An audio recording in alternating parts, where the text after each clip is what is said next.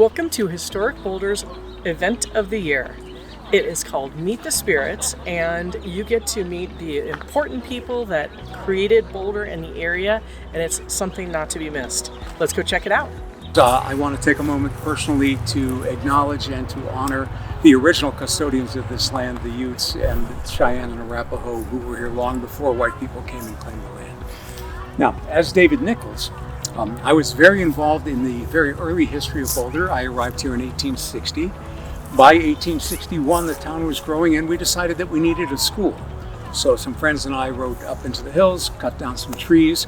There was a place called the Squires and Tortolot Sawmill up Boulder Canyon, just a little bit down from where 4 Mile Canyon comes in. And we had the logs hewn into lumber, and we built a one-room schoolhouse at 15th and Walnut, right across from where the post office currently is. And then found out that that was the first public school in Colorado. One of the other things I did in early Boulder is, you know, where Boulder Creek crosses underneath Broadway, there is a little diversion there that sends an irrigation ditch off to the east.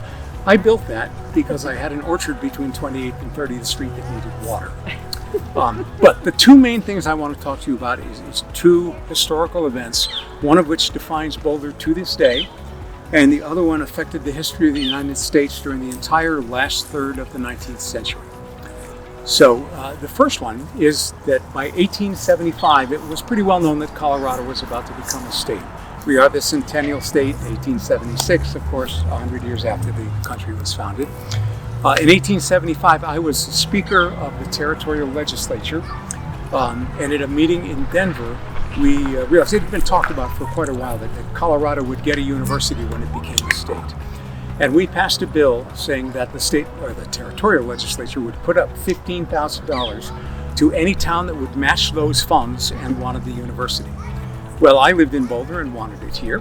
So that night I got on my horse and rode through a cold, rainy January storm to the house of my friend Captain Tyler, who had a beautiful house up in a meadow northeast of Boulder. It's now at 2940 20th Street, so Boulder grew around it. Worth a drive by, a very lovely looking house. And he and I sat down and decided, yes, we could convince the citizens of Boulder to come up with an extra $15,000. So the next morning I got back on a horse, rode back down to Denver in time for the next territorial meeting, and told them the citizens of Boulder have agreed to put up $15,000. Now, it had been one citizen at that time, but they were very impressed and they passed the bill that Boulder would get the University of Colorado. So, you're welcome. Wow. Historical item number two, I don't have as much pride about. Let's go back to 1864, towards the end of the Civil War, still raging in the South, a little bit going on in the East, but here we were having some real problems with Indians. Now, how severe those problems were is really a matter of historical debate. Yes, there were some farms built and some people were massacred, but how bad it was, I don't think we really know. However, at the end of the summer of 1864, a farm family just to the southeast of Denver had their farm burned, they were killed, their bodies were brought up to Denver and put on display to show how bad these Indians were. Well, that caused a huge amount of hubbub. In those days, just as today, there was a lot of disinformation, rumors would fly around, and the governor decided it was an Indian uprising. So he put out a call for volunteers for a 100-day enlistment to be soldiers and put down this uprising. And in charge of that group, he put a gentleman called Colonel Chivington. Colonel Chivington had been a hero of the Battle of Glorieta Pass in Texas during the Civil War. He was a Methodist minister in town. He had some very negative thoughts about Native Americans, but he trained us here in Boulder. We marched through an early November snow down to Fort Lyons, which is just outside of Pueblo. And he told us that there was a large group of hostile Indians settled at a place near called Sand Creek. And so we rode off to Sand Creek with our 2 mountain howitzers and 650 men. And on the morning of November 29, 1864, we opened fire on that settlement.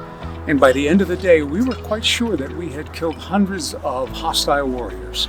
And we went down to the village afterwards to investigate and found out that we had killed about 165 old women, men, and children.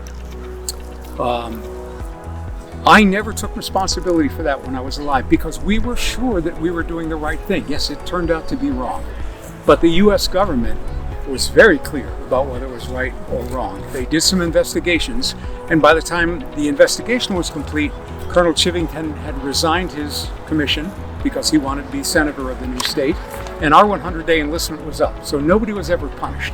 But this is what the government said about old Colonel Chivington. He deliberately planned and executed a foul and dastardly massacre which would have disgraced the veriest savage among those who were the victims of his cruelty. Having full knowledge of their friendly character, having himself been instrumental to some extent in placing them in their position of fancied security, he took advantage of their inapprehension and defenseless condition to gratify the worst passions that ever cursed the heart of man. It's thought by some that desire for political preferment prompted him to this cowardly act, that he supposed by pandering to the inflamed passion of an excited population, he could recommend himself to their regard and consideration.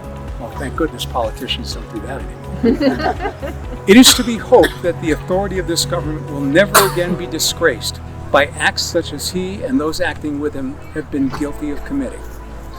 So, I don't think that remained true, but let's look at how those of us involved in this were rewarded.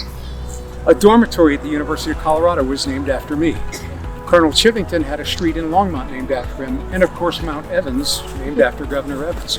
But in more recent history, with our 21st century sensibilities, the name of my dorm was changed to the Cheyenne Arapaho dorm to honor those people who were killed in the Sand Creek Massacre.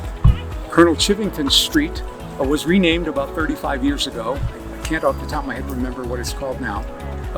And of course, most recently, Mount Evans was changed to Mount Blue Sky. And we need to think about that for just a moment, again with our 21st century sensibilities. These were complicated men. They did some very, very good things for the state of Colorado and for Boulder. And yet they took part in a truly, truly horrible event. So, should they be erased from history?